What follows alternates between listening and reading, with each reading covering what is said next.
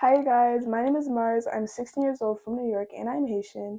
And in today's video, I'm going to be talking about ego. And I'm going to jump right into it by saying that your ego is necessary in order for you to have a human experience. For those of you who are not familiar on what an ego is and how it acts in your life, an ego is basically your sense of self. Our egos tell us that we are in a specific bracket when it comes to attractiveness, popularity, money, success, and all of these areas of our lives, when in reality, these things do not exist. They are literally concepts that have been made up by humans in order to put down other humans, when in reality, nobody is greater or less than anybody. So the ego is basically clinging on to an identity that either you have given yourself or the world has given you. A topic that I feel like a lot of people who are watching this video is going to be familiar with is ego death. And an ego death is basically making the understanding and coming to the realization that you are not this ego. You are not what society has told you you are. You are not even what you have told yourself you are. And that goes for positive and negative things. You are none of this. You are purely the awareness that is watching this life. With overcoming ego, the simple realization that you are not this ego should definitely be enough. But if you have deeply rooted limiting beliefs or stories about yourself that you just can't seem to shake, and you just can't seem to remove it from your truth, the best thing that you can do is realize who you are. And like I said earlier, we are pure consciousness. We are not the thoughts that arise in our head. We are not the things that people tell us we are. We are not even what we tell ourselves we are. We are the awareness that is watching all of those things take place. I want you to do a little exercise with me, real quick, so you can truly understand this concept. And I want you all to close your eyes and watch your thoughts.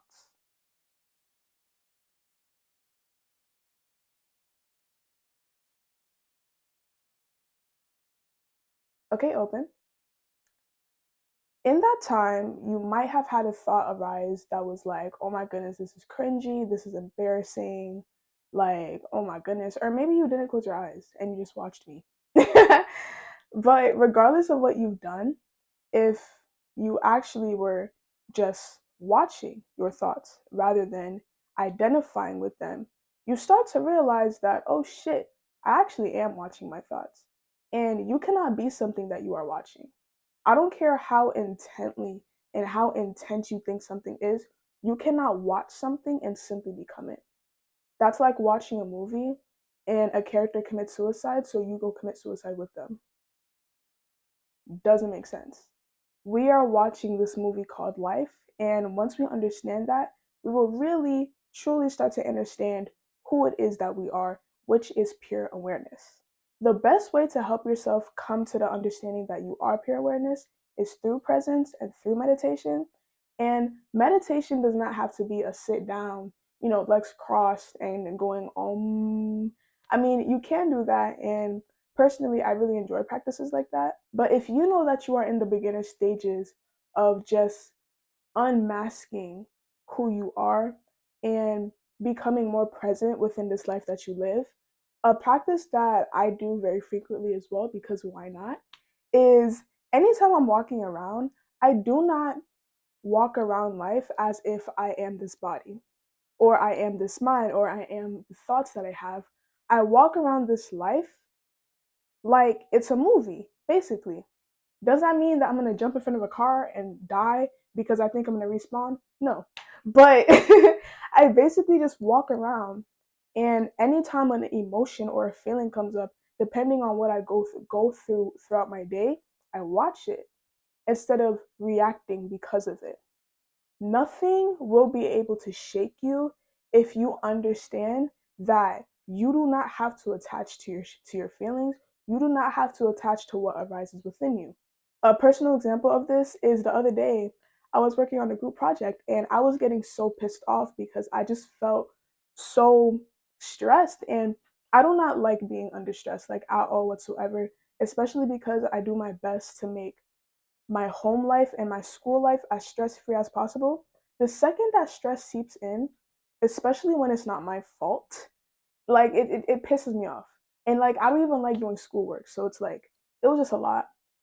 And I watched how my body was reacting, how I was starting to get angry. And instead of reacting off of it and going off on my group mates, I just went to the bathroom and I did some deep breaths. And I watched as I went from a intense state of anger to a more calmed and relaxed state. Was I still a little bit annoyed? Yes. But it was easier for me to not go into reactive mode while in a calmer state of consciousness rather than while in an angrier and clouded state of consciousness.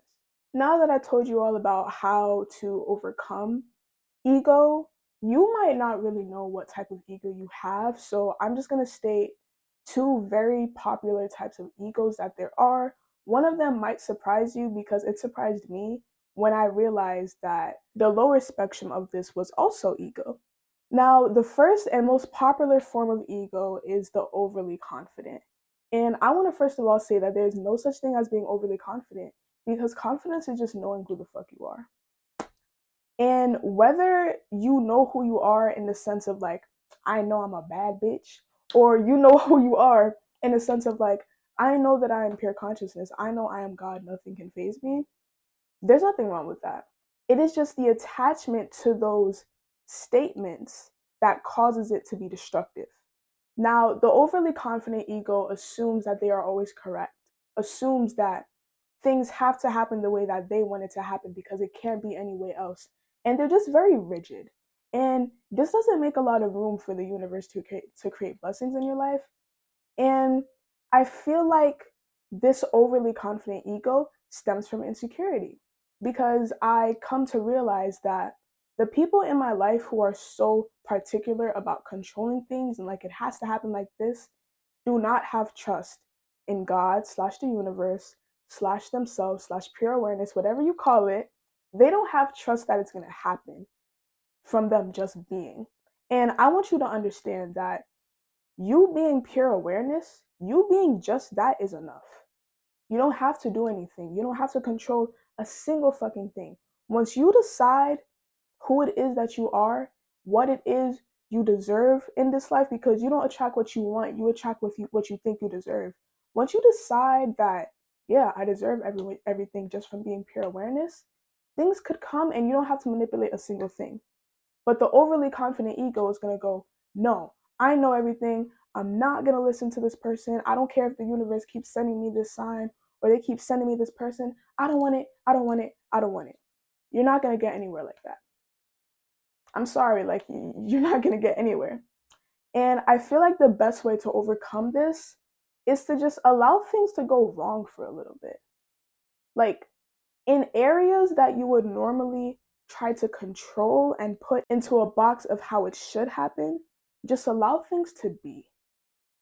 Because when you do that, everything that comes up and everything that arises that you were suppressing earlier is actually what you need in order for you to receive your blessing. When you ask for something, the universe doesn't just send it to you. Especially if you're not on the vibration to receive it, the universe doesn't send it to you. It sends situations that are going to prepare you in order to receive that blessing. Let's say, for example, you believe that everything has to happen in one specific way while you're trying to manifest something. But the universe sees that there's a much better way for you to receive this. So it keeps on trying to push for this way. But since you're so stuck on this reality and this way of viewing things and this way of it, of how it should happen, the universe can't do its job. Can you manifest certain things happening in a specific way? Yes. I'm never going to make you guys feel limited as to what you can do, but the human mind is not that smart. I'm sorry. The human mind does not know everything. The human mind only knows so much. So if you think that you can predict how a divine thing could happen with your mind, you might actually be a little bit mental. Because the way that God and the universe and whatever you believe in, the way that those things work in our lives is in a way that we can never predict. And I don't want to predict how the love of my life is going to approach me. What? Because the only thing that my mind could think of is, oh yeah, I'm going to school one day and I'm on the bus, and then like some guy is like, hey, let me get your number, boo. I'm like, oh my god, really? And then I'm looking at him, and then he's like everything I've ever wanted in a man. I'm like, oh my god, yes, I'll give it to you. And then he texts me that night, and then boom, we fall in love. It's like, that's kind of boring. Like, universe, surprise me, shock me, you know?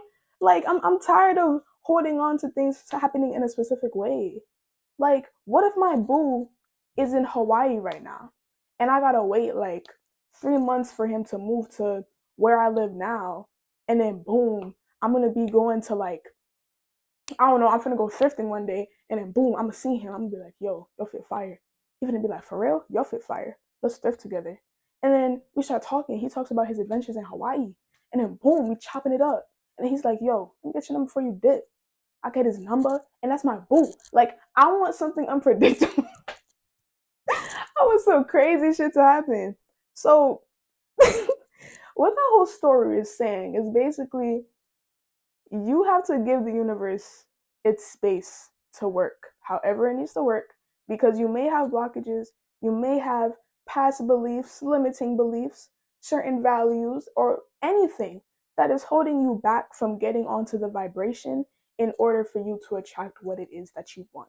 On the other perspective, on the other spectrum, on the other side of the spectrum, yes, of a destructive ego is the victim. The victim basically just believes that everything is happening to them. They have no control. You know, these people tend to have had pretty rough childhoods and pretty rough things happen to them. And instead of just accepting that it happened and letting go, they attach to those things as like proof that things never work out for them. And I used to be this person. And to be honest, when I hear voice messages or I look through like older pages of my journal, or even just think about who I used to be, I cringe physically. Because now understanding like the laws of the universe and understanding how manifestation works, I literally manifested more fucked up shit to happen to me. And basically, what happens when you have a victim mentality is you do the same thing that the overly confident person does by blocking the chances of anything good happening in your life. The universe is like, you know what? Today, Mars, I'm about to like have somebody throw an envelope that has $1,000 in it for you. But because I'm in this victim mentality of like, oh my god, like I have to be scared and timid in public because people are always laughing at me and I'm so ugly and oh my goodness, like oh my god, that envelope is gonna get thrown at my head, and instead of being like, yo, what the fuck, and laughing it off and picking it up, I'm gonna run away crying. Oh my god, this man just threw an envelope at my head. It's like we get it. We get it. You had a tough childhood, you had a tough life. And I don't ever want to downplay that because people with victim mentalities, in the same way of the overly confident mentality, it's like you've had to had something happen or certain things happen to you that were just like so unpleasant that you felt like you either had to take control for the overly confident ego or for the victim mentality, you just gave up. But baby, let me tell you something. If you're still alive, if you are still, you still have a chance. And I've had to tell myself that so many times in the past few weeks because I just kept giving up. I'm just like, bro, where are my manifestations? Like, my life feels so dull. It feels so boring. And me being the 5 life path as bitch I am, there's mad shit going on, but I'm still bored. So I'm just like, yo, like, where's the excitement? Boom, boom, boom. Like, oh my goodness. But what you gotta realize is that if you stay in that mentality, how the hell do you expect to be on the vibration of the person that is attracting riches and that is attracting the amazing experiences? How is that supposed to work? The universe is gonna try to send you a blessing, and you're gonna look at it as a threat. I'm gonna repeat that. The universe is gonna try to send you a blessing, and you're gonna look at it as a threat just because you've had experiences in the past that were not so great. And I'm not gonna lie, with some things that happen in our lives, we are victims. We don't deserve bad shit to happen to us. But shit happens. polarity is needed in order for us to know what good is. So maybe you've experienced some bullshit, but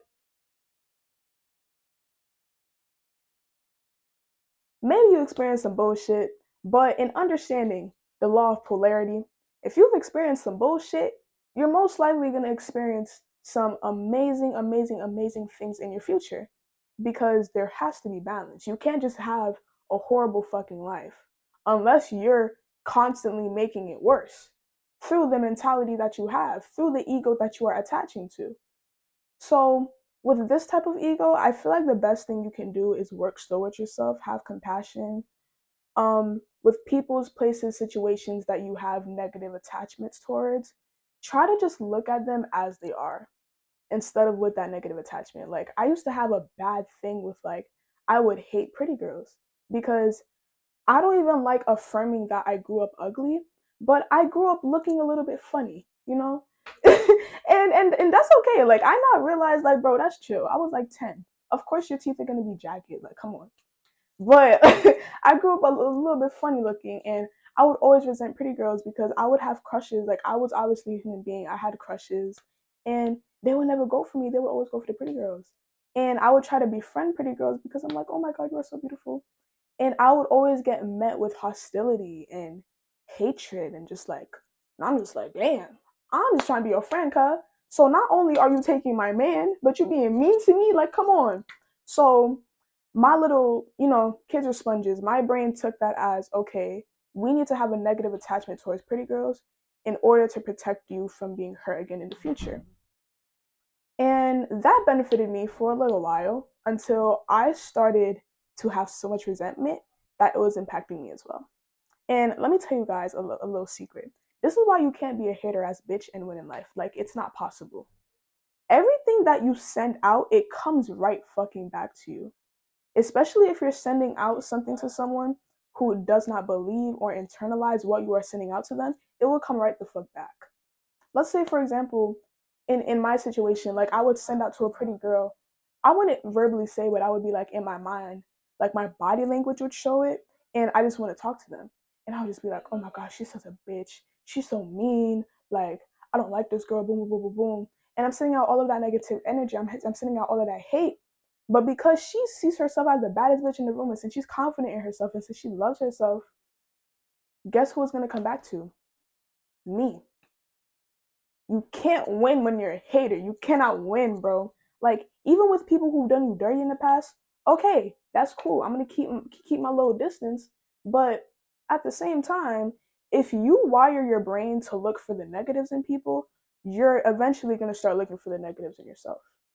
That's why I don't involve myself in gossip. I don't involve myself in drama. I don't talk shit about people. If I ever talk shit, it is to raise awareness so my friends could avoid those people. But after that, it's just like, there's no point. There's really no point. With victim mentalities, have compassion for yourself. Again, presence is very important here because you want to recognize when it is that your victim mentality is really popping up, when it's starting to, like, really get triggered, When you get triggered, those are the best moments because that is when it is so clear to you what you can learn about yourself. And when I say yourself, I mean your ego. What can you learn about your ego that is doing you more harm than good? The main thing that shapes and forms a person's ego is their values.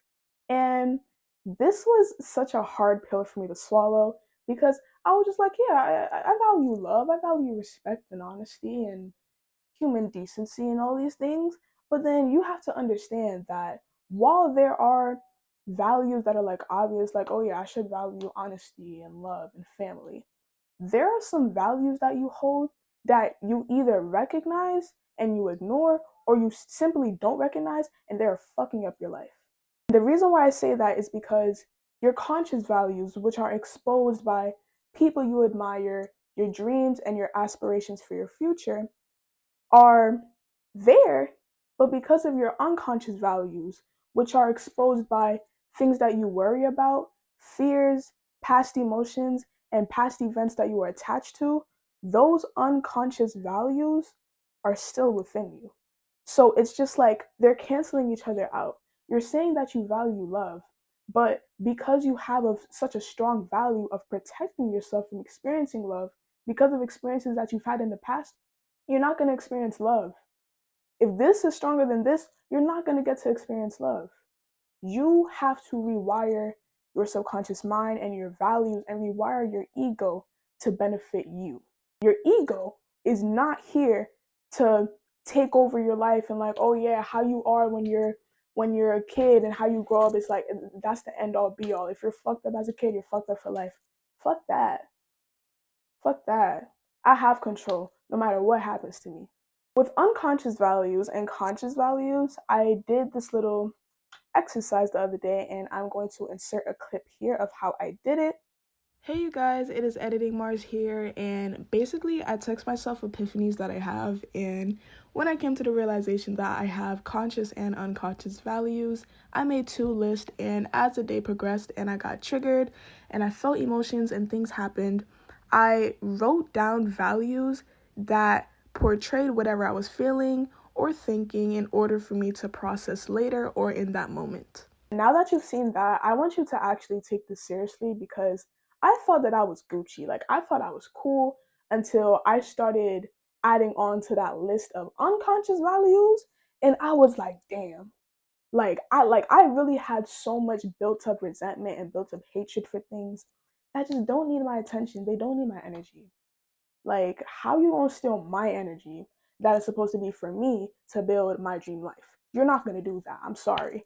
So every single day I'm just working towards building and understanding that list in order for me to change it in whatever way I have to change it for my ego to work for me. I hope you guys really enjoyed that video and that majority, and if not, all of you were able to take something from it. And please, in the comment section below, if you feel like sharing any epiphanies or maybe something that you want to hear in the future from me, please feel free to do that. And I will talk to you guys later. Bye.